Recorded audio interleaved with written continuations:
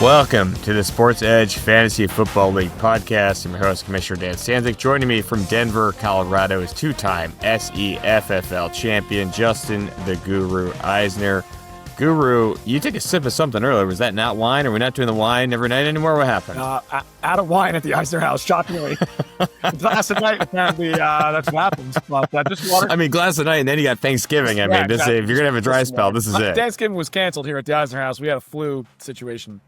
Oh boy. Okay. All right. I saw that. I noticed that was not wine, but you do have reason to celebrate here. You've clinched a playoff spot and you have a shot at a first round bye. How you feeling? I'm feeling good. I truly didn't think I was going to make the playoffs this year early on, so feeling good. Feeling like let's go. Let's make a run. Who knows? I love it. Why not else? This is in years past when I did just I would do written power rankings. Yeah. This would be the last week of the year that I would write them, because my thought was like, once the playoffs were set, there's really nothing else to say. But, as you guys know, we continue on with this podcast. Yeah. It's more work for me, more free content for you guys. Sure. But there is something to this.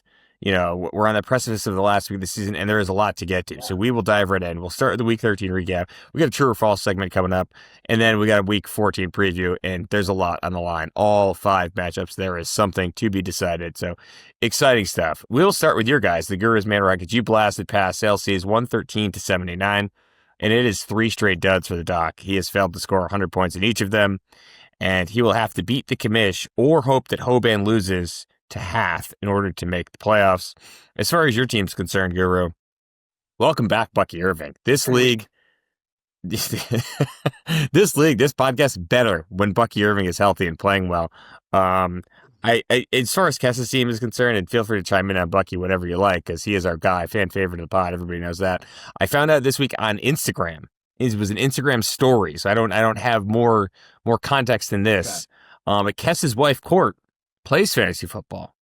I don't know if Kess is in this league. I don't know we don't talk about other leagues in this podcast. You guys know this. But Kess's wife, I did see her team name.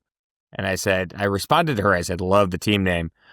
Gave me a little chuckle. Okay. So I will ask you, what do you think her fantasy football team name is? And the clue I will give you is that she has Nick Chubb on her team. Yeah, so obviously needed that clue. I figure it's got to go one of two ways.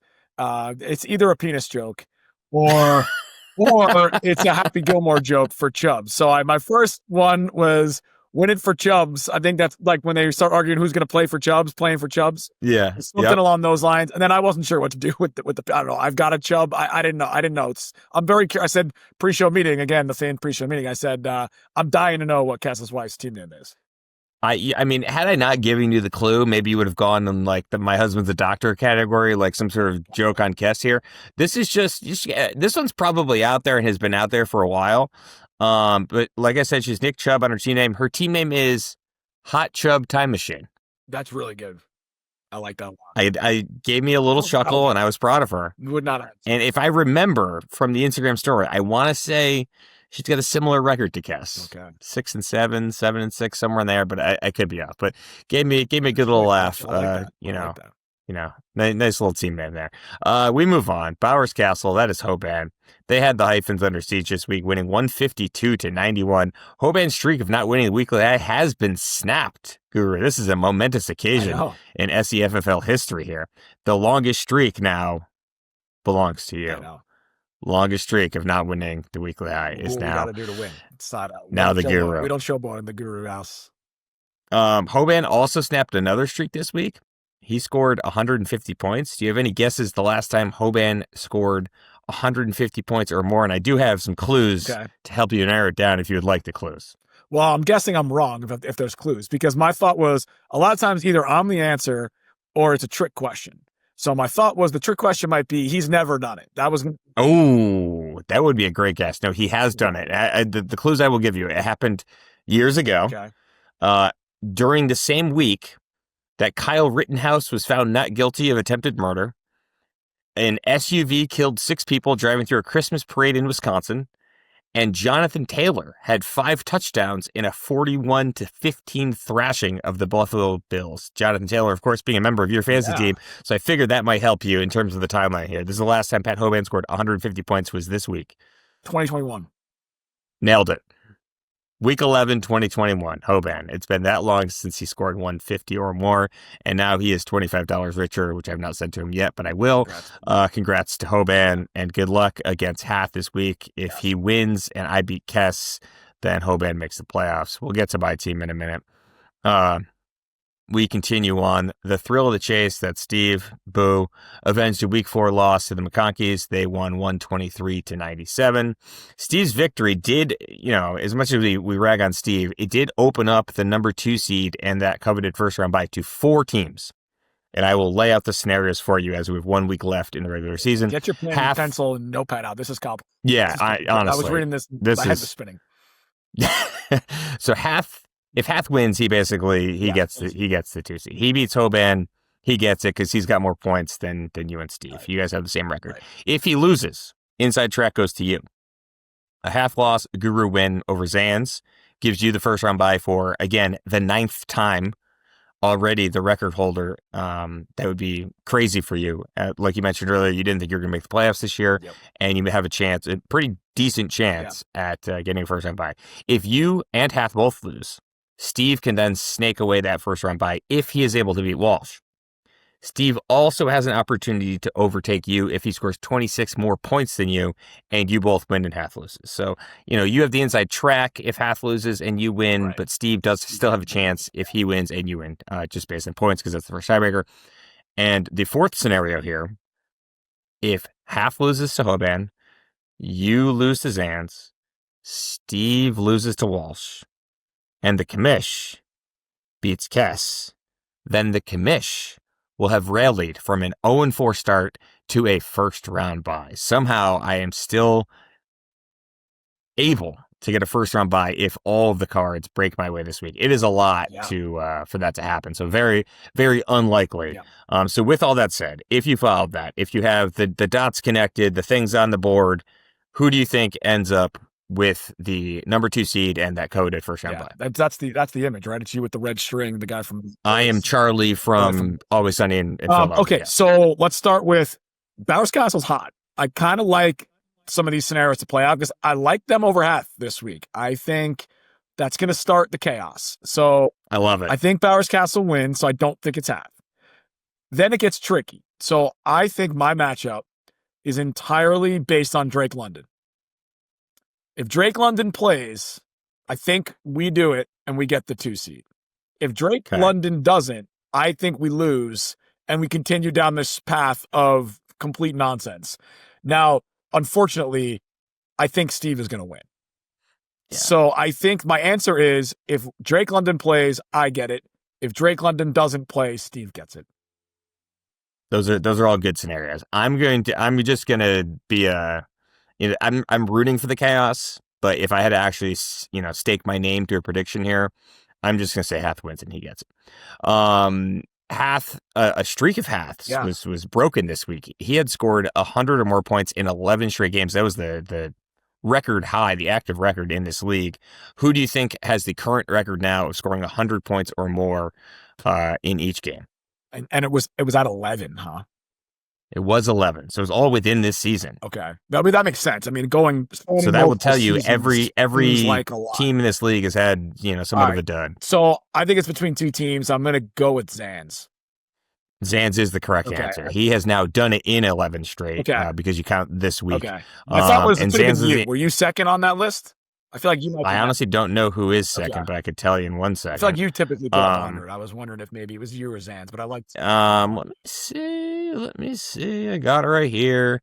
I am next on that list. Yeah, I'm behind Zans I have 10 straight of over 100. So yeah, I am next. Yeah, but the answer was Zans, and that was my transition to move on to Zans' game.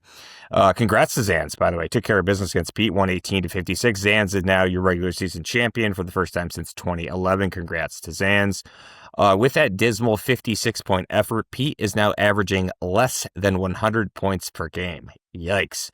Only 2 managers since 2021, the past 5 years, have averaged less than 100 points for an entire season.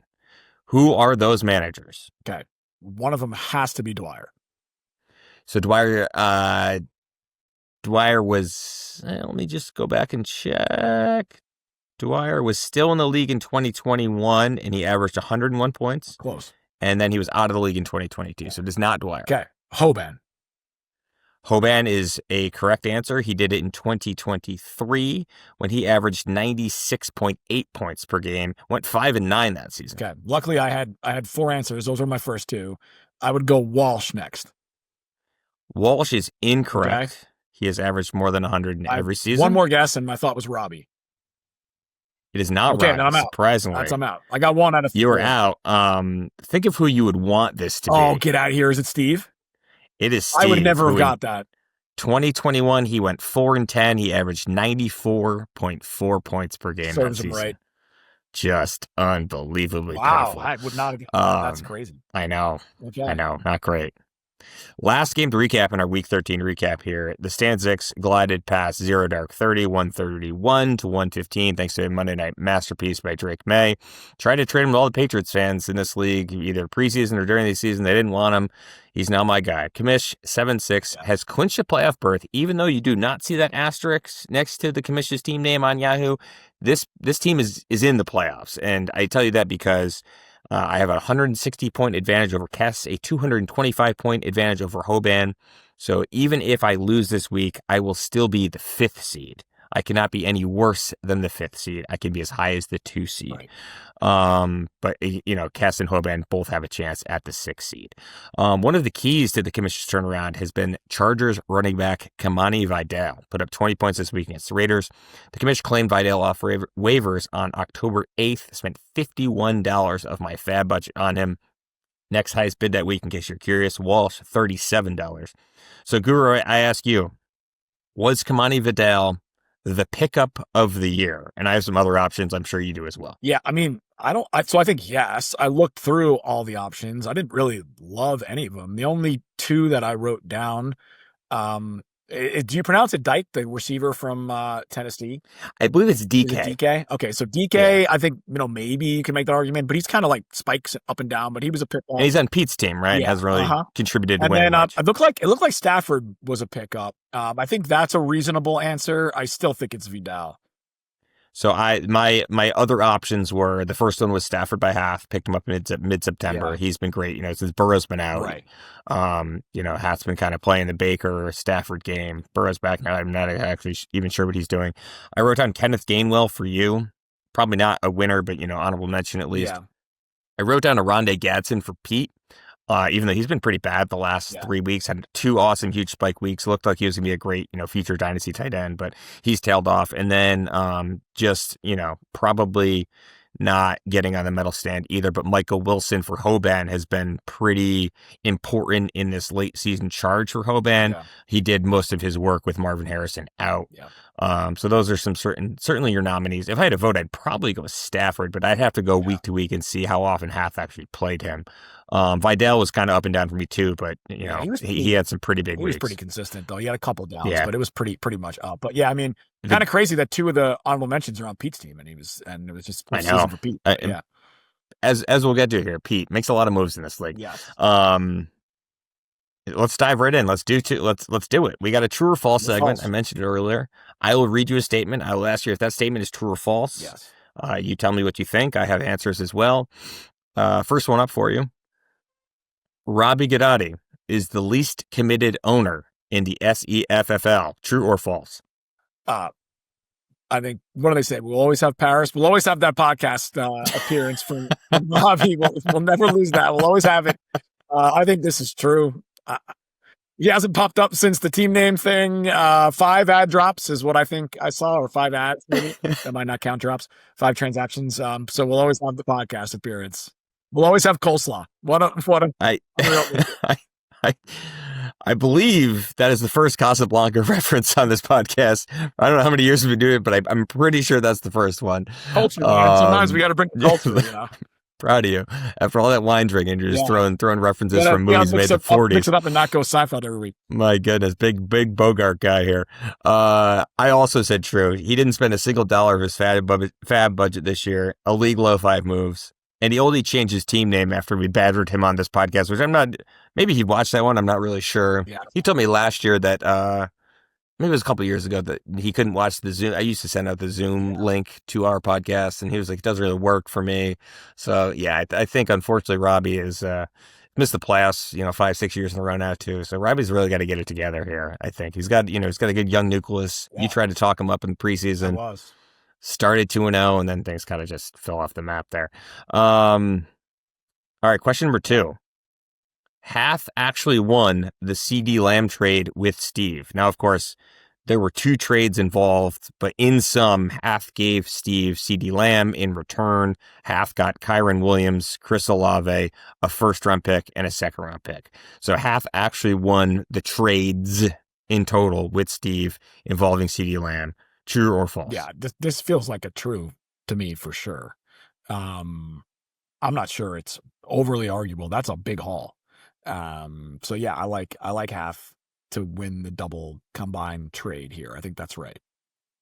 I also said true, even though like a good rule of thumb when you see these trades is like the team that gets the best player, that is typically the side that's going to win the trade. And at the time, I was like, CD Lamb's probably the best player in this trade. So, Steve may win this in the long term, but I'm also a big Kyron Williams fan, as we covered. Olave is actually 10th among receivers right now in total points. He averages like 11.8 per game. CeeDee Lamb got hurt. He's only played 9 games, but he's averaging 13.1 points. So CeeDee Lamb is still better than Chris Olave, even if Chris Olave has more points total than him this year. But Kyron Williams, running back 9, he's averaging 14.48 points per game. And I think like his reliability week in, week out puts this over the top for Half. The first round pick, in theory, would also, tip the scales for Half. Half took Caleb Johnson with that pick. He's done nothing with the Steelers. The second round pick, I think, took Kyle Williams of the Patriots, who had a touchdown this week, but has largely done nothing. So he hasn't really, he didn't cash in on those picks necessarily, but I still think at this juncture, and that could change if CeeDee Lamb is like wide receiver 1 next year. At this juncture, it looks like Half actually won that trade. Yeah, I mean, tough to draft picks, even without cash. To your point, it's like just Kyron Williams and Olave for Lamb. Like that's already, I think, maybe tipping the scales his way. And there was a little back and forth with Marvin Harrison Jr. in there, which was why we just summed it up. Okay. All right, Walsh will have 12 or more keepers next season. True or false? I remember he had 16 this season. I went through his roster. I think, as did I. I think 12 is a good over under. I said false, but I think it's going to be close. I had like 10, 11, somewhere in that range. I had to take off the, shooting socks to count, but I think that's where I got. I had to take out. Look at you. This is a good idiom there. I had to take out the socks and shoes to count. I said true, but I'm not so sure he should. I think I have 7 definites. Okay. Bijan Robinson, James Cook, Jameson Williams, Jalen Waddle, Garrett Wilson, Jake Ferguson, Justin Herbert. Those are definites. And then the maybes, Ramondre Stevenson, J.K. Dobbins, Kyle Pitts, DJ Moore, Chris Godwin, Quentin Johnson, Jordan Love. That's 14 guys. Yeah. I probably wouldn't keep 12, but we'll see what happens. Yeah. There's obviously a lot of time between now and when he has to make that decision, but decent roster. Maybe he'll make some trades, try to package some guys. We'll see. We mentioned this one right before we got to the true or false segment. Pete Allen has led the league in transactions in each of the past 5 seasons. True or false? I mean, I know he's always active. 5 seemed like a high number, so I said false, but I don't know. It could be crazy. It could be true, but I'm going false. It is false. Okay. In 2023, he made 29 moves. I made 30. Okay. He has led the league in all the other years. In fact, since 2021, he has made 237 moves. That does not count off-season trades. 237 moves. Second place is me with 127. So wow. Pete has made 110 more moves than any other manager in the league in the past 5 seasons. Chalk another one up for Pete this season. Last one, total wild card. Threw this one in there. A lot of talk around the office, a lot of talk on the internet. Notre Dame deserves to be in the college football playoff. True or false? Guru, what do you got? Yeah, I probably have the least important opinion on this of anybody that we know. Like, I don't watch a lot of college football at this point, and when I do, it's very casual. That being said, I said false just because every time I watch a Notre Dame game, I feel like they stink. No matter what year it is, I'm like, they don't look that good. So I'm just going to say no, because generally speaking, I don't think they're that good. I think they're overrated. There you go. You're a Notre Dame hater. I wouldn't So say that. the reason for this question is that they are currently ranked 10th, and they seem like they're going to be the last team that gets in. 11 and 12 are automatic bids. Okay. And the team that is ranked 12th is Miami. Now, Notre Dame and Miami have the same exact record, and they played this season, and Miami beat them in the first game of the season. And so even though I root for Notre Dame, my dad went there, my grandfather went there, I can't figure out why people have Notre Dame ranked ahead of Miami. Like, if head-to-head results don't matter, then what the hell are we even doing? Yeah. They have the same record, and one team beat the other one. Like, the argument people are making is like, Notre Dame lost the first 2 weeks of the season. If they played this week, Notre Dame would be favored. Well, guess what? They already played. Yeah. And Miami beat them. So why wouldn't you rank Miami ahead of them? They're like, well, Miami lost to 2 non-ranked teams, one in October and one in November. I don't care. They beat Notre Dame. They beat them. They already did. How are they not ranked?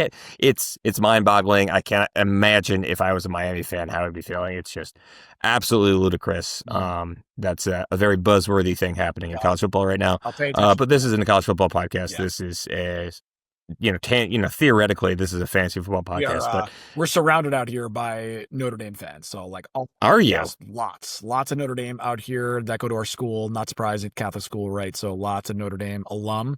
A lot of former Notre Dame athletes that we're friends with. So, I wouldn't say I'm a hater. I just feel like when I watch the games, they're not good, and I just keep my mouth shut because everybody's really excited about it out here, and I golf clap when I can. There you go. They went to the national title game last year and lost to Ohio State. Week 14, last week of the regular season. Yep. As I mentioned off the top, this used to be like, I used to be done with my fantasy football work in terms of providing content for you guys at this stage. But every game in week 14 has implications. Unbelievably, what a league that we cover, that we participate in here. Again, I do these randomly. These are not in order of preference or importance. But we will start with the Stan Zix taking on Sale C's. Zix are severely shorthanded. Hoban mentioned this in the text. Drake May, Travion Henderson, Christian McCaffrey, all off on their bye weeks. And the Doc needs a win to get into the playoffs. So, Guru, who wins and why? This kind of kills me not to pick you, Dan, but this is a huge spread. It's bad. Like a 30-point spread almost. You are missing all these guys. Cass has been so cold. It feels weird to pick Cass right now. The team's just been not doing well, but maybe they break it off this week. I think I'm taking Cass, but I don't love it. I think you have to take Cass at this juncture for this week.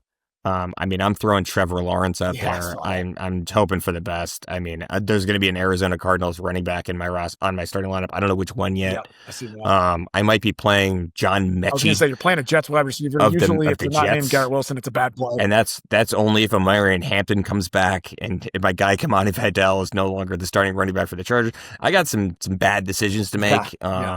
And I'm hoping I can, win so that Hoban can knock off half and sneak into the playoffs. That'd be good for him. Yeah. Next matchup. Coincidentally enough, it is Hoban, Bowers Castle. They take on the McConkeys. It's the Hair Bowl. We all remember this. Right. These two both love the hair so much, but it would be great if these two guys were both really competitive, if one of them would actually shave their heads, but they probably won't. It's sad. But this is the Hair Bowl. We used to talk about it all the time. This matchup probably has the most implications. I think, Guru, correct me if I'm wrong, but because if Hoban wins, he has a chance to make the playoffs, like we said, if I can end up beating Cass. But him beating half opens up the door for that number 2 seed. So it's a pretty tight projection here. Who is the X Factor? I think the X Factor, actually, we talked about it before, I think it's Kyren Williams. He's been kind of banged up, and he's been ceding a lot of carries to Corum. And you have Corum, right? I do. I don't obviously regularly play him because it's hard to tell if he's going to get run or not. But I mean, if Kyren Williams was out, it'd be fantastic. Corum would be amazing to play. And they play the Cardinals.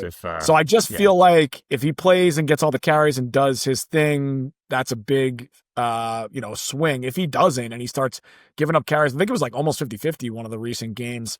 They said it's because he's a little banged up. If he doesn't play at his normal workload, I think that's a big deal. That's my X Factor, Kyren Williams. I like it. I'm going to throw Michael Wilson out there. We mentioned him earlier, too, for Hoban. I don't think Marvin Harrison practiced this week. He is, he's Mr. Glass now.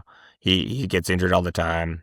And if he doesn't play, then Michael Wilson becomes wide receiver 1 there.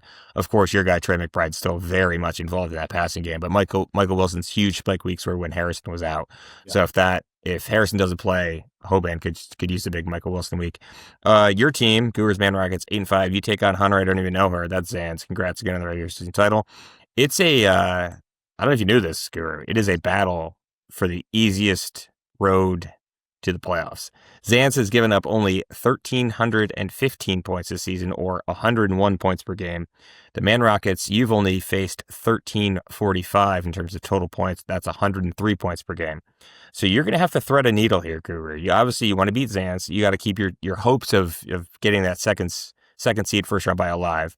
But you can't beat Zans by more than 30, because if you do, then you will have the softest schedule of the season after ripping Zans all year with me doing much of that prodding. Yeah. That'll be a tough look for you. So how are you navigating this matchup? Yeah. So I didn't know that, but I did know that I felt like I've had a pretty easy schedule. I felt like all year when you were giving it to Zans, because you were the one getting ripped for how many. I kind of was like the little brother in the background, like, yeah, get him. But I kind of knew, I was like, I don't think I'm getting a lot of points scored against me either. But like, yeah, it's Zans, so he's got cupcake schedule. So yeah, that's how I felt all year, because I kind of thought that was going on, but I didn't know the data. We don't care, Dan. We're going all guns blazing. We're going to put up as many points as we can. You only got to players on your schedule. Players on your schedule. I like it. A win's a win. Zans has only faced 115 points or more 3 times the entire season. You just mentioned how I faced that amount 3 of the first 4 weeks of the season. Yeah. And many more times since then. So that is an indication as to what we were talking about there. The Thrill of the Chase, that is Steve. They're 8-5. They take on a reeling 0 Dark 30 team. Walsh 5-8. They've lost 5 of their last 6. A win for Walsh is a win for America, isn't it? Yes. Good. Let's move on. Let's go Walsh. And the Allen Bros, Pete, they've lost 7 of their past 8. They take on I Love Hyphens. That's Robbie. They've lost 10 of their last 11. The loser of this matchup will get the number 1 pick in next year's draft. Who do you think wins the game, and what kind of shenanigans, if any, do you expect? So I'm going to kind of change the question. I'm going to ask you a question on this. Please. At what point are you going to step in on this? Are we worried about a legitimate tank, a legitimate put a bunch of blanks out there, not play people? At what point will they do something that you as the commission feel like is unethical? So here's where I'm at with this. Yeah. Pete currently has Zay Flowers and the resurgent A.D. Mitchell on his bench, but his roster looks passable. He's got Josh Allen in there. Okay. He's got Ibuka. He's got Ibuka in there. Saquon's in there. So he has a acceptable roster. Okay. Robbie currently has 3 guys on a bye. That is true. Stephon Diggs, Teteroa McMillan, Wan'Dale Robinson still in his starting lineup. Yes. If Robbie does not update his roster, again, the least committed manager in the league, if he does not update his roster, I think it is incumbent upon me as a commissioner to alter his roster, considering the stakes, and insert a starting lineup of actually playable players so that this matchup is fair and whoever actually loses earns that number 1 pick. But they are both at least putting a modicum of effort into trying to win the matchup. Your thoughts? I think that's probably right.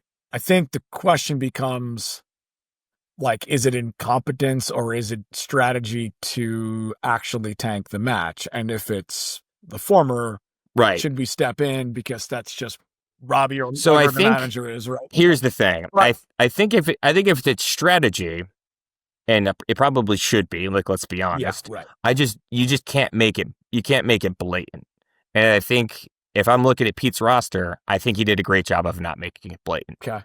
He put a roster out there. Yeah. Probably not his optimal roster this week. Right. But not too far off from it where it's obvious that he wants to lose, because of course he wants to lose. Right. You don't really want to acknowledge that, but of course he wants to lose. He wants the number 1 pick. But his roster is good enough where it doesn't look like anything nefarious is going on. If Robbie leaves 3 guys out there, that could be incompetence. It could be, lack of commitment to the league. And he shouldn't be rewarded for that, I guess, is where I would draw the line. I mean, I think that's fair. I think it's a hard call. That's why I wanted to ask the question. I think it's a tough call. Yeah, three guys on a bye is probably not okay. Yeah. if I were Robbie, I would probably throw all my questionable guys in there and then argue that I didn't see that they got pulled out if they started, at this point in the week were questionable. I think that would be a play I would do. Since I've already shown incompetence at that this year, I think I could have gotten away with that. We should call that the Eisner. Yeah. So we call it the Eisner. That's one move. I might do that. But yeah, okay, fair. Good call. So who do you think wins? Pete. Yeah. I think he's got enough high-end talent that he's gonna pull it out like 85 to 75 or something like that. I mean, he's got Josh Allen going against that terrible Bengals defense. Yeah. And Robbie's got Lamar Jackson going up against the Steelers, who haven't been awesome this year. Yeah. Both teams really need to win. I don't know. I would probably guess that Pete's team is better in this matchup and should probably win, even though he probably wants to lose. The rest of us, of course, want to win this week. Yes. So much on the line. What a league. What a year. What a season. Let's hope we get some drama for that number 2 seed. Let's hope we get, an early Hoban domination so that things are opened up for the other three of us, me, you, and Steve. Who would have guessed the three of us vying for the 2 seed in a last week scenario? Love it. That's all we got, though, Guru. Go get some more wine. Stock up for the weekend. Yeah. Stock up for next weekend's podcast. And good luck to everyone out there. We'll be back next week with a playoff preview. Unbelievable. Can't believe we're there already.